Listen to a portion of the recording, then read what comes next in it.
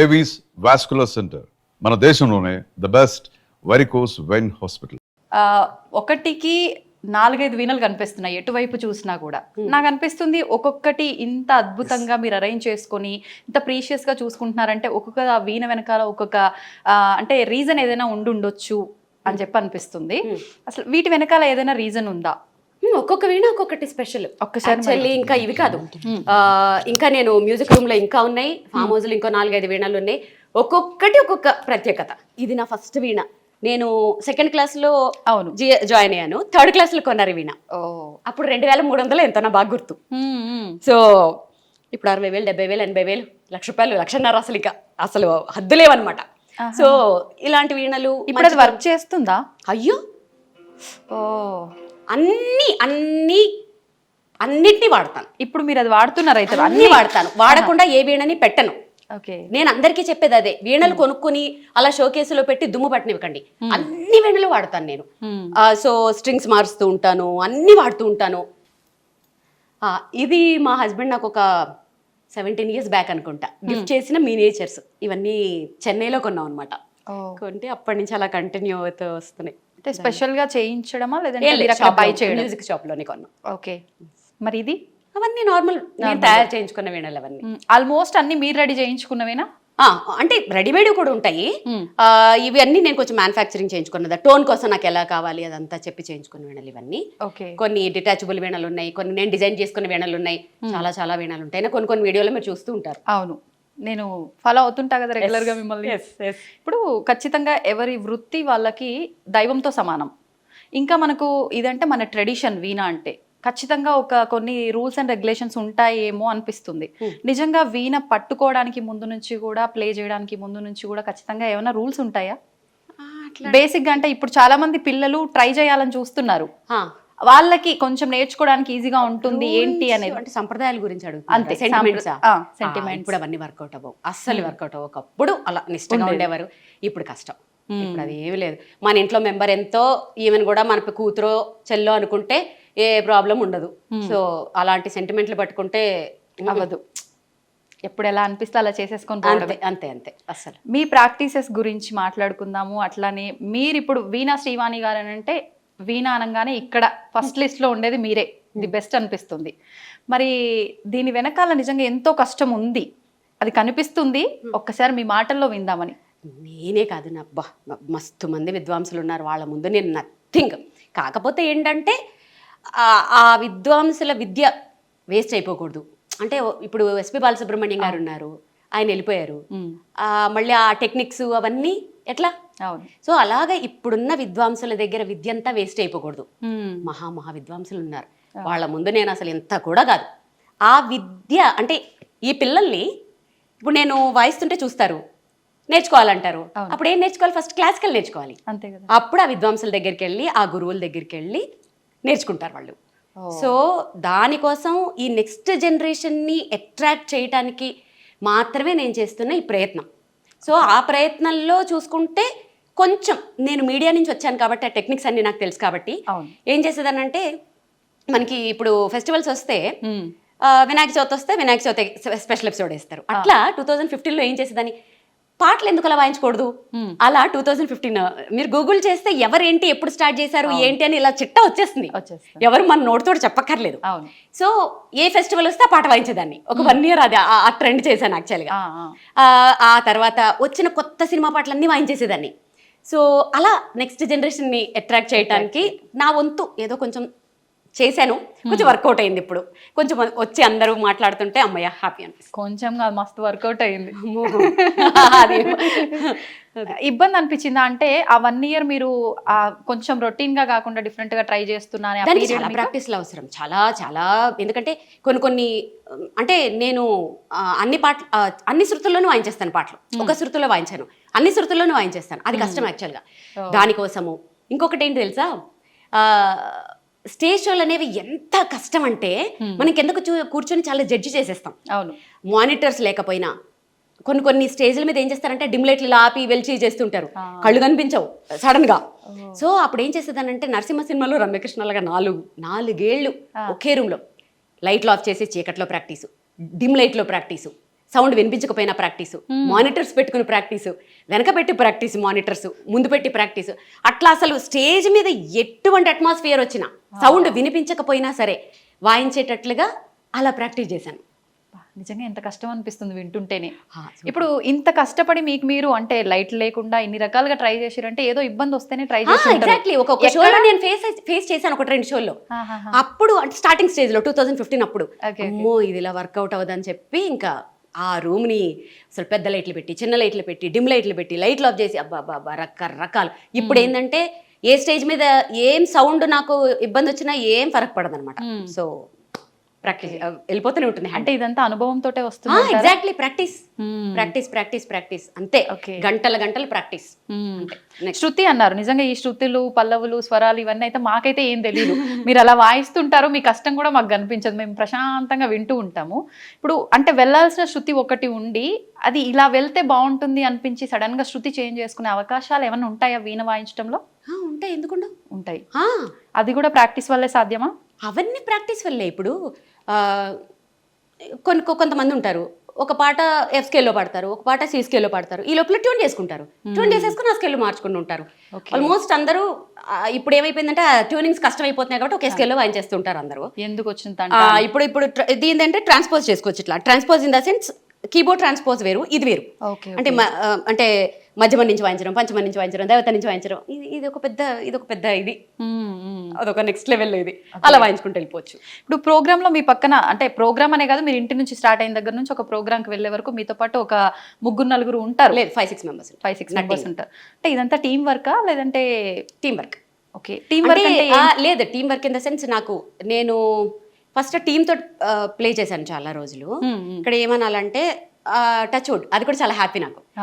ఏమైందంటే వాళ్ళకి అవకాశాలు రావడం, సేమ్ టైంలో నాకు ప్రోగ్రామ్ పడ్డాం, అలా 2-3 షోస్ వదిలేసుకున్నాను నేను. ఓకే. అప్పుడేమనిపించిందంటే యాక్చువల్గా నాది మైల్డ్ ఇన్స్ట్రుమెంట్, దీనికంత హెవీ ఇన్స్ట్రుమెంట్స్, డ్రమ్స్ అవసరమే లేదు. అప్పుడు నాకు ఏమనిపించిందంటే మంచి క్వాలిటీ ట్రాక్స్ చేసుకుని దానిపైన వాయించుకుంటే నేను షోస్ లూజ్ చేసుకోకర్లేదు కదా. నన్ను ఏ షో వాళ్ళు అడిగినా బ్యాండ్తో అడగరు, మీరు వాయించండి చాలానే అంటారు. వేరే బ్యాండ్ సింగింగ్ వేరే ఉంటుంది, వాళ్ళకి కంపల్సరీ కావాలి. నా మైల్డ్ ఇన్స్ట్రుమెంట్ అసలు అంత అవసరం లేదు, మైల్డ్గా ఉంటే చాలు.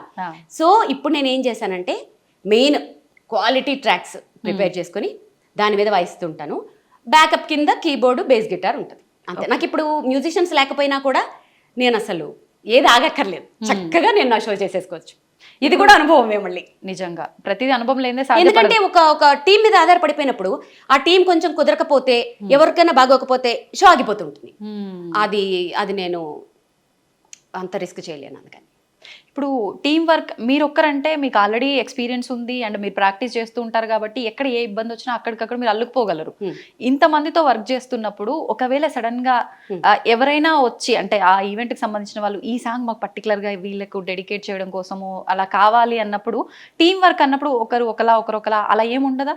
లేదు, ఇప్పుడు ఎవరు అలా అడగట్లేదు. ఒకప్పుడు ఆర్కెస్ట్రా వాళ్ళు ఉన్నప్పుడు ఒక 30 years బ్యాక్ ఎన్ని పాటలు, 1000 పాటల దాకా వాళ్ళు చేసేవారు. ఇప్పుడు ఏంటంటే సోషల్ మీడియాలో వచ్చేసాయి, పర్ఫెక్షన్ చాలా అవసరం. సో ఈ షోకి ఇన్ని సాంగ్స్ అని పెట్టుకుంటాం మేము. 1-2 అడిగితే వాయిస్తాము, ఆల్మోస్ట్ అవి మా లిస్ట్ లోనే ఉంటాయి. సో అప్పటికప్పుడు అంటే నేను రిస్క్ చేయను, వీళ్ళు రెడీగా ఉండరు, వాళ్ళ ముందు మేము అది చేయలేము.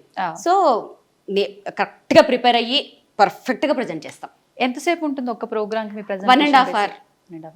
ఎన్ని ప్లే చేస్తారు ఆ టైంలో? 23-24 సాంగ్స్ వస్తాయి. వామ్మో, అవునా? ఏదో 2-3 అనుకుంటున్నాం మేము. 2-3 ఎట్లా? 23-24 సాంగ్స్ వస్తాయి. అంటే కంటిన్యూ ప్లే చేస్తూనే ఉంటారు అంతే. ఇంకా 2 hours రిక్వెస్ట్ చేసే వాళ్ళు కూడా ఉంటారు. అవైతే ఇంకా 30 వాయించాల్సి వస్తుంది. మొన్న రీసెంట్ గా షోలో మన సీఎం స్టాలిన్ గారి వైఫ్ వచ్చి కూర్చున్నారు కదా, అప్పటికి నా 1.5 hour అయిపోయింది యాక్చువల్ గా. వారు వచ్చి కూర్చుంటే ఇంకా 1 hour వాయించాను ఎక్స్ట్రా. అసలు వారు అసలు కదలట్లేదు, అలా ఎంజాయ్ చేసి వింటున్నారు. సో అప్పుడు అలాంటివి ఇంకా పెద్ద కచేరీలు అయితే. Okay, super. ఈ మధ్య నేను మీది ఒక రీల్ చూసిన తర్వాత నాకు ఖచ్చితంగా ఏ రోజు ఇంటర్వ్యూ చేసినా ఇది అడగాలనిపించింది. ఈ మధ్య ఫ్లైట్లకు సంబంధించిన ఇష్యూస్ వచ్చిన తర్వాత మీరు ఒక ప్రోగ్రామ్కి వెళ్ళాల్సింది, వెళ్ళలేకపోతున్నాను అని ఆల్మోస్ట్ ఏడ్ చేశారు. ఒకసారి దాని గురించి. అది ఎందుకు ఏడ్చానంటే అవతల ఎవరైతే ఉన్నారో వాళ్ళు ఖచ్చితంగా నాకు ఆ ఫ్లైట్ క్యాన్సిల్ అవుతుంది అని ఐడియా ఉన్నప్పటికీ అవ్వదు పాపం. వాళ్ళు అప్పటికి మార్నింగ్ ఫ్లైట్ క్యాన్సిల్ అయితే నెక్స్ట్ ఫ్లైట్కి బుక్ చేశారు. నెక్స్ట్ ఫ్లైట్ బుక్ చేస్తే ఇంకా వాళ్ళకి ఇంటిమేషన్ రాలే. సో వాళ్ళకి తెలుసుకునే లోపల టికెట్స్ అయిపోయాయి. లిటరల్గా ఆయన వాయిస్ ఉంది, మీకోసమని స్పెషల్గా డిజైన్ చేసుకున్నాను, మీకోసం ఎన్ని అరేంజ్మెంట్స్ చేశాను అని ఇంకా ఆయన గొంతు ఇంకా లిటరల్గా ఏడుస్తున్నారు. అది వినంగానే ఎంత బాధ అనిపించిందంటే, సో ఇప్పుడు నెక్స్ట్ మంత్ కూడా నాకు అలాంటివే ఉన్నాయి. దేవుణ్ణి ప్రే చేస్తున్నాను. అందరికీ నా షో అంటే టచ్ వుడ్ నా అదృష్టం ఏంటంటే అందరూ మీ షో కావాలి, పర్వాలేదండి మేము ఆగుతాము, 1 గంట లేట్ అయినా పర్వాలేదు వచ్చేసేయండి, ఆ ఫ్లైట్ ఉంటుంది అదంటారు. దాని తర్వాత కొంచెం నేను రిస్క్ చేయట్లేదు, కొంచెం నో అని చెప్తున్నాను. యాక్చువల్లీ చాలా బాధ అనిపించింది. ఆయన గొంతు వినేటప్పటికీ ఏడుపు వచ్చేసింది నాకైతే. అరే ఎంత నా షో కోసం వాళ్ళు ఎన్నో ఎక్స్పెక్టేషన్స్ పెట్టుకొని ఉంటారు. ఎంత అదృష్టవంతురాలి కదా, అంత పెద్ద పర్సన్ నా కోసము నా షో కోసం అంత డల్ అవడం అంటే అంత అదృష్టం ఎవరికి వస్తుంది? నేనే విద్వాంసరాలు కాదు. అలాంటి ఆప్యాయత కానీ అలాంటి నేమ్ కానీ తెచ్చుకోవాలంటే ఎంత అదృష్టం. దానికి ఆనందము ఆయన మాటలు బాధో ఏదో తెలియలేదు కానీ ఎమోషనల్ అయిపోయాను ఆ రోజు. నిజంగా అంటే చాలా మందిని బాగా ఎమోషనల్ గా మీరు అలా చాలా నేను చాలా ఎమోషనల్, చాలా సెన్సిటివ్. ప్రతి చోట కాదు, ఎక్కడ స్ట్రాంగో అక్కడ భయంకరంగా స్ట్రాంగ్, కానీ వెరీ అఫెక్షనేట్ అనమాట. అంటే ఎంత చాలా ప్రేమ నాకు, ప్లస్ వెరీ సెన్సిటివ్. ఎంత సెన్సిటివ్ అంటే కొంచెం మంది ఏమైనా బాధపడినా కూడా నేను తట్టుకోలేను, కానీ స్ట్రాంగ్ విషయాల్లో కూడా అంతే. అమ్మో మేము చూసాంగా ఈ మధ్య. Exactly, stubborn. సరే, ఇప్పుడు మీకు వీణ అంటే ప్రాణం, ఎక్కడ చూసినా అవే బాగుంది. ఎందుకని లాకెట్ రూపంలో మీరు చాలా సార్లు చెప్పారు అన్నారు, ఇక్కడ కూడా ఉండాలి. ఎందుకని అంటే అది ఐడెంటిటీ కోసమే. వీణ అనే పేరు గుర్తు రావాలి, నా పేరు చూస్తే వీణ గుర్తు రావాలి. సో ఇక్కడ కూడా ఇలా అదొక ప్యాషన్ తోటి దాంట్లో ఉండిపోతే నీకు ఎక్కడ చూసి నీకు అవే కనపడతాయి. అదొక ట్రాన్స్లో ఈ 10 years నుంచి నేను అక్కడే ఉన్నాను. ఇంకొకటి ఏంటంటే, ఇప్పుడు నాకు ఏమైనా షో ఉందంటే, ఎల్లుండే షో ఉన్నా సరే ఎక్కడికి బయటకు వెళ్ళను. ఎందుకంటే ఈ రూమ్ లోంచి ఈ అంబియన్స్ లోంచి బయటకు వెళ్తే మళ్ళీ ఇక్కడికి రావడానికి టైం పడుతుంది. సో ఇక్కడే ఇలానే ఉంటాను. ఆల్మోస్ట్ నా ప్రపంచం చాలా చిన్నది. నా చుట్టూ ఒక రింగ్ ఉంటుంది, ఆ రింగ్ లోపల హార్డ్లీ ఒక 10 మంది ఉంటారు అంతే. ఆ రింగ్ లోపలికి ఎవరు రాలేరు, మీరు క్రియేట్ చేసుకున్నారు. ఎగ్జాక్ట్లీ రావాలి అని అంటే వాళ్ళు నెక్స్ట్ ఇంకా అది వాళ్ళకి చాలా నేను స్టాంప్ వేయాలి. సో నా ప్రపంచం చాలా చిన్నది, క్యూట్, స్వీట్, అందమైనది. సో దాంట్లో ఇది ఎలా ఉంటే ఆ స్టాంప్ పడుతుంది, ఏమన్నా చిన్న హింట్? అది అలా చెప్పలేను. కొన్ని రోజులు జర్నీ చేస్తూ ఉంటే స్టడీ చేసిస్తాను. నో వీళ్ళు మనకి సెట్ అవ్వరు అని. అసలు హానెస్ట్గా ఉండాలి first of all, like kind ఉండాలి, చాలా ఉంటాయి దాంట్లో. వీళ్ళు మనకి సెట్ అవుతారు అని అనిపిస్తుంది ఆ వేవ్ లెంత్ ట్రావెల్ చేస్తూ ఉంటాయి. అప్పుడు తెలుసు. నేను మీ లాస్ట్ టైం ఇంటర్వ్యూ ఒకటి చూసిన తర్వాతే నాకు అనిపించింది, అంటే మంగళసూత్రాలు అంటే చాలా పవిత్రంగా భావించే ఆడవాళ్ళు మంగళసూత్రాన్నే 1 సెకండ్ ఆలోచించకుండా తీసి చేతిలో పెట్టేశారు మీరు. ఎందుకని అంటే మీ ఆయనకే పెట్టారు. పసుపు కొమ్ము కట్టుకుని తీసేసాను, అలా తీను అస్సలు. అప్పటికి సెంటిమెంట్ గా భావిస్తాం చాలా వరకు. ఎందుకు భావించాం? పసుపు కొమ్ము ఈక్వల్ టు అదే. సో అది గోల్డ్ అవసరం కాబట్టి వెంటనే పసుపు కొమ్ము కట్టుకుని అది ఇచ్చాను, అది గోల్డ్ కాబట్టి. అసలు చాలా మంది అనుకుంటారు మంగళసూత్రం తీసేస్తుంది ఏంటి. అసలు నాకు సైనస్ సర్జరీ అయినప్పుడు ఆయన తీయమన్నప్పుడే ఆయన ఉండి తప్పదులే అంటే, ఇక అది హాస్పిటల్ కాబట్టి తప్పదు కాబట్టి ఇంకప్పుడు తీసాను. కానీ మెట్టెలు ఒకటి అది అసలు అది మళ్ళీ వేసుకునే టైము, తీసే టైములు మంచివి కూడా ఉంటాయి యాక్చువల్లీ. సో నేను అసలు అంటే ఇప్పుడు ఉన్నాయా మీకు మంగళసూత్రాలు? What are you talking darling? అంటే ఎప్పుడు నాకు డౌట్ ఉంది, ఎవరో సంగతి పక్కన పెడితే మా అత్తమ్మ బయటికి చూపించద్దంటది, దిష్టి తగులుతుంది అస్సలు. ఓకే మా అత్తమ్మ మాటలు అంటే నాకు చాలా స్టాంప్ అనమాట. ఆవిడ ఏదంటే అది మంగళసూత్రం బయట ఎవరికి చూపించద్దు అంటారు. అందుకని బేసిక్గా అంటే మీరు తప్పుగా అనుకోవద్దు, ఇంతసేపటి నుంచి నేను చూసినా కూడా నాకు ఎక్కడ కొంచెం కూడా అట్లా ఉన్నట్టు కనిపించలేదు. అంత భద్రంగా ఎలా భద్రపరిచారు మీ ఆయన్ని? మా ఆయన కాబట్టి. మీ ఆయనేనండి, ఆ టెక్నిక్స్ చెప్పండి మాకు, మేమైతే తీసేసి తిరగాల్సి వస్తుంది. మీ ఆయన ఎలా భద్రపరుచుకున్నారు? మా ఆయన్ని ఫ్రిడ్జ్లో పెట్టచ్చా? అబ్బా చెప్పేసింది ఆల్రెడీ, ఫ్రిడ్జ్లో పెట్టుకొచ్చిందంట. చల్లగా ఉండాలంటారు కదా. అక్కడి నుంచి శివేదో హింటిస్తున్నాడు. అడగనా? శివ అడగమన్నాడు, అడుగుతున్నాడు నీ మంగళసూత్రాలు ఏవి అని అడగమంటున్నాడు. వద్దు, అందుకే ముందు జాగ్రత్తగా, నాకు తెలుసు వెనకాల నుంచి ఏదో ఇస్తాడని. శివ వచ్చేసింది, శివ నీకు వచ్చేసింది ఆన్సర్. సో నువ్వు ఫ్రిడ్జ్ లో పెట్టొచ్చావు. అమ్మ నేను పెట్టుకోలేదు. అంటే ఆయన బాగుండాలని మనం ఇక్కడ అనుకుంటే సరిపోతుంది, ఇక్కడ వేసుకొని తిరగాల అని నా ఉద్దేశం. ఇంకా లాగద్దు, తెగుతుంది.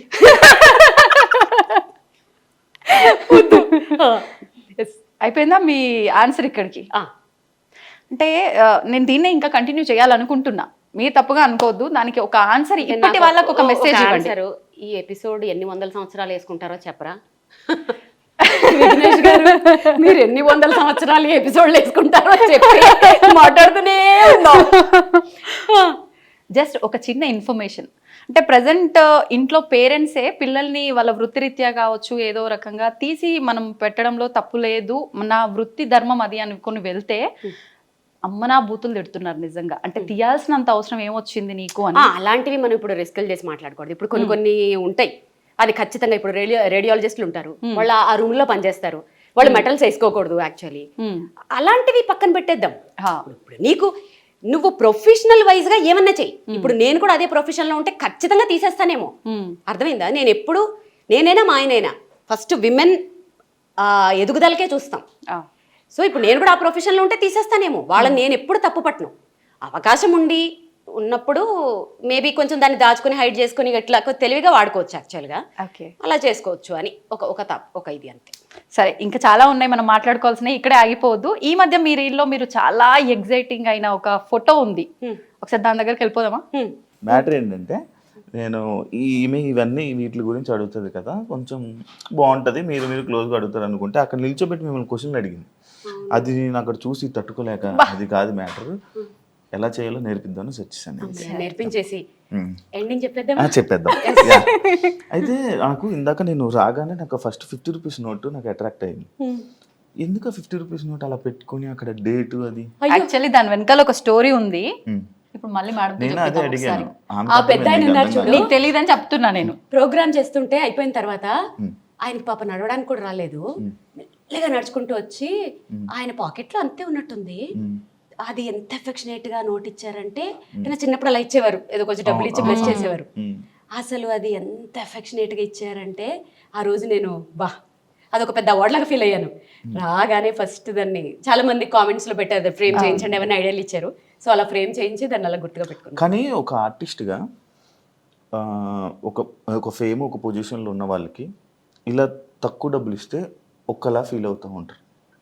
కానీ మీరు అది అలా ఫీల్ అవ్వకుండా అలా నోటు పెట్టుకున్నారు. అసలు నేను ఎలా మీకు యాక్చువల్ అంటే మీకున్నది, బట్ వేరే అదే ప్లేస్లో ఇంకొక వేరే వాళ్ళు ఉంటే కొంచెం అది వాళ్ళ ఐక్యూ లెవెల్స్, వాళ్ళ ఐక్యూ లెవెల్ మీద డిపెండ్ అయ్యి ఉంటుంది. ఆయన ఆ ప్లేస్ లో రూపాయి ఇచ్చినా కూడా అలాగే చూసేదాన్ని. ఎందుకంటే ఆయన ఇచ్చింది డబ్బులు కాదు కదా, ఆయన బ్లెస్సింగ్స్ ఇస్తూ ఇచ్చారు. 1 రూపీ ఇచ్చినా అలాగే దాచుకునేదాన్ని దాన్ని. Super super super. అంతకన్నా నేను ఇంకేం చెప్పలేను, ఎందుకంటే నేను మిమ్మల్ని అంత పొగిడి అంత పెద్ద పెద్ద వర్డ్స్ వాడే అంత పెద్దోడిని అయితే కాదు. చూడు అనాల్సినవన్నీ అనేస్తున్నాడు. ఓకే, ఇది వెంకటేశ్వర స్వామి ఇది తిరుపతి కచ్చపి అని ఆడిటోరియం లాంచింగ్ అప్పుడు నేనే నా షో తోట లాంచ్ అయింది. సో ఇది అప్పుడు పర్ఫామ్ చేసినప్పుడు నాకు వచ్చింది. ఇది ఇత్తడా? అది కంచు ఇత్తడు, అది గిఫ్ట్. ఇక్కడ ఉన్న గిఫ్ట్స్ ఇవన్నీ అవార్డ్స్ గిఫ్ట్స్. ఓకే, పైనది Shrimati Andhra Pradesh, Mrs AP runner up కదా. Okay okay okay okay. ఇది తెలుగులో అదే మిసెస్ ఏపీ శ్రీమతి ఆంధ్రప్రదేశ్. అప్పట్లో ఒక సంచలనమైన ప్రోగ్రామ్ అది. అసలు మీ గురించి నేను తెలుసుకోవాలనుకుంటే ఈ 2 hours ఇంటర్వ్యూ అయితే సరిపోదు. Thank you so much. Thank you very much. Thank you so much. Okay, నా జన్మ ధన్యం అయిపోయింది. నేను కూడా ఈ chain free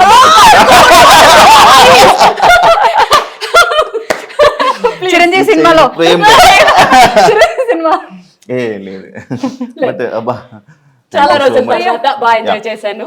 so thanks to I dream, so thanks to I dream audience, at the same time నా ఫ్రెండ్స్కి కూడా. సో చక్కగా ఇలాగే ఎంకరేజ్ చేయండి. సో ఇంకా నేను నెక్స్ట్ లెవెల్కి నా గోల్ రీచ్ అయ్యేటట్లుగా మీరు నన్ను బ్లెస్ చేయండి. Thank you so much. Love you all. Thank you so much అండి. మేము అడగగానే టైం ఇచ్చినందుకు, మాతో ఇంత టైం స్పెండ్ అడగగానే చేసినందుకు, అండ్ మాకు ఒక మంచి కాఫీ పెట్టి ఇచ్చారు. అంటే అలా చెప్పాలి కదా, నేను అడగగానే ఇవ్వలేదండి. పడి హింసించేస్తే ఇచ్చాను. ఎడిటర్ గారు ఇది మాత్రం కట్ చేసుకోకండి ప్లీజ్, ఎందుకంటే దీని మీద నా ఆవేదన కాదు, నా నెక్స్ట్ డే డిపెండ్ అయ్యి ఉంది. ప్లీజ్ కానీ ఇది కట్ చేసుకోకండి. నన్ను ప్రాణాలు తీసేసి చంపేస్తే ఇచ్చాను. Yes, thank you so much. కూడా ఫైనల్ గా మాకు ఇచ్చారు కాబట్టి చాలా థ్యాంక్ యూ సో మచ్.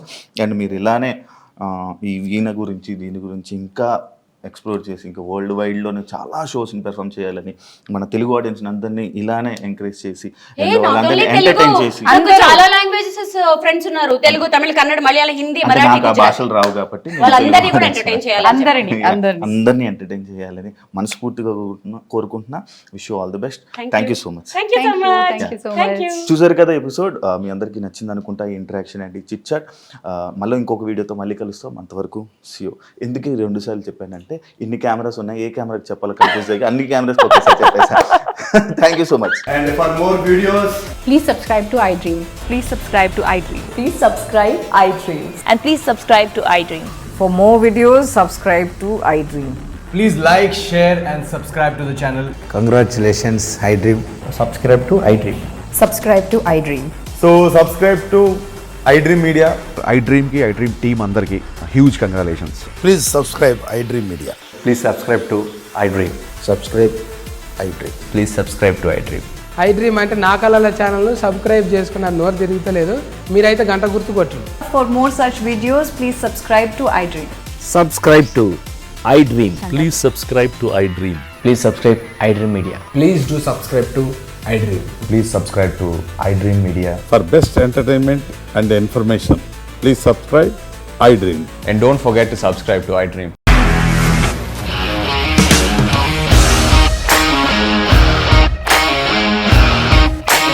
ఇండస్ట్రీలో కమిట్మెంట్ ఇష్యూస్ వస్తే నీకు కూడా వచ్చినట్టు మార్నింగ్ తీసుకెళ్ళాలంటే కొట్టి పడేస్తారు.